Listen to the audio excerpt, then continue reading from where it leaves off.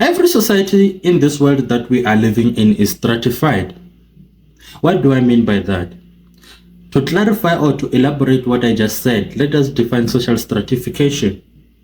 Social stratification refers to society's categorization of its people into different groups based on their socio-economic factors such as wealth, income, ethnics, race, gender, occupation, and etc. With that being said, what is the role of education in the society? I've noticed or realized that most people support the Marxist theorist's argument that says the role of education in the society is to promote social reproduction without knowing. I often hear people on social media saying that education is not the only key to success. Education is here to hold people back from succeeding. Most especially those who manage to find other keys to success, those who manage to succeed without education. And whatever they're explaining and whatever they've experienced makes it clear that education is not the only key to success.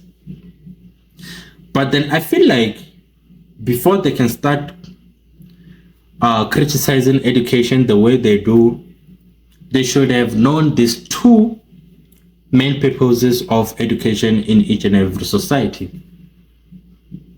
And one is from the Marxist theorist, and the other one is from the functionalist theorist.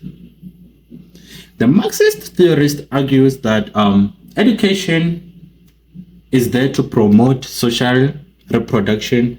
However, the functionalist theorist argues that education is there to promote social mobility. Before we can dwell much on that, let us know what is social reproduction and social mobility.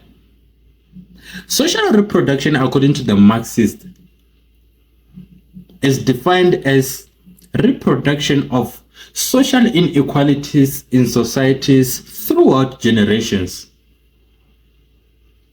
Meanwhile, social mobility, according to the functionalist theories, is defined as the movement of individual households or families within the social strata.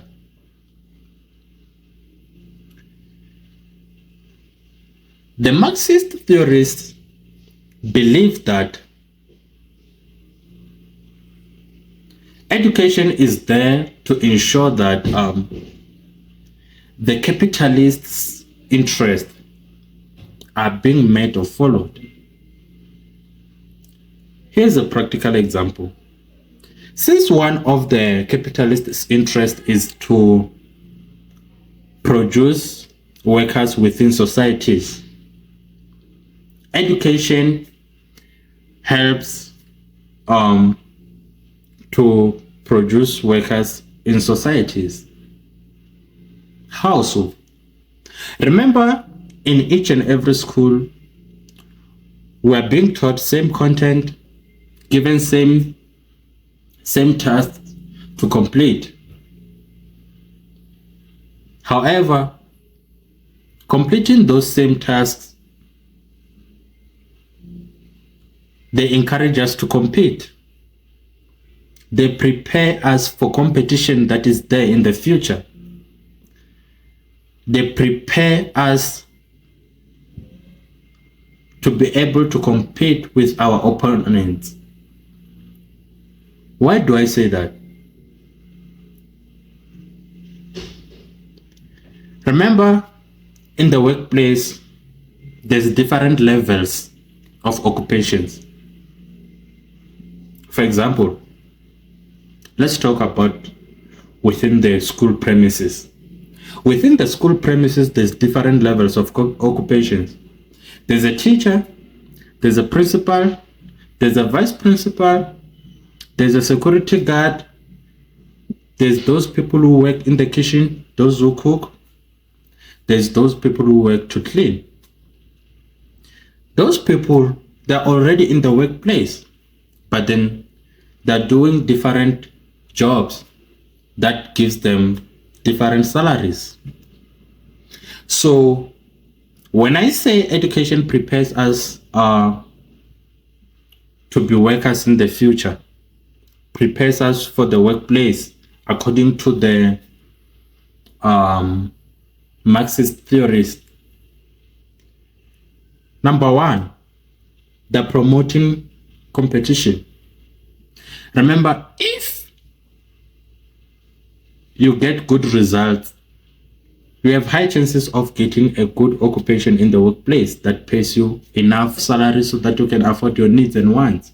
However, those who did not manage to get good results, or those who dropped out, the chances of getting high occupation in the workplace are very less or highly impossible. And they have high chances of getting low salaries. Low salaries, I simply mean the salary that is not enough for them to maintain themselves. And again, on the other hand, in education, we're being trained to obey rules, which is what is needed in the workplace. So that is one of the reasons why the Marxist theorists believe that the role of education is to promote social reproduction. Remember, getting those different occupation promote or reproduce social inequalities, because at the end of the day, the society will never be equal. There will always be those who are in the lower class level, middle class level, and always those who are in the higher class level, which is the result of education somewhere, somehow. So on the other hand, the functionalist theorist argues that the role of education is to promote social mobility within the societies.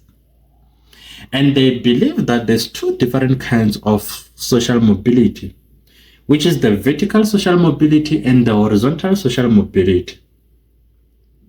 The vertical social mobility refers to the movement from one class to another, upgrading from one class to another, whereas the horizontal social mobility refers to remaining in the same class or maintaining the same class. Here's a practical example. Let's say someone comes from a poor family, then that person gets a chance to go to school and get good results. At the end of the day, that person gets a good occupation, such as being a principal or something, then gets enough salary to upgrade their economic status, their standard of living.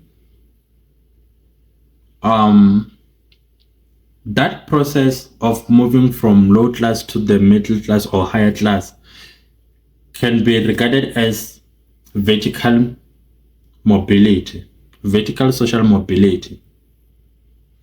Then for horizontal social mobility, we're looking at, for example, someone who comes from a very rich or stable family, then manages to go to school, get good results. At the end of the day, that person gets a good occupation that pays enough salary. So that person manages to have his or her own family aside with the same economic status or social status.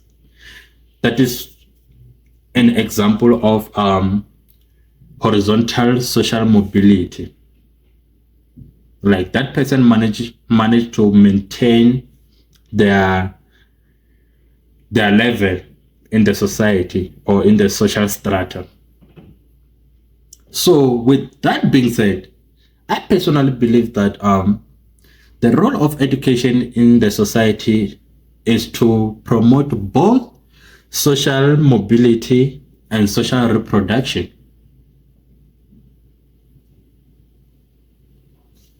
For the fact that Marxist theorists and functionalist theorists contradict with each other does not mean that they're both wrong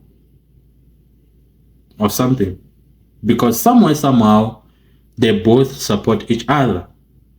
For example, horizontal social mobility can be regarded as social reproduction. What do I mean by that? Remember, if that person manages to maintain the social economic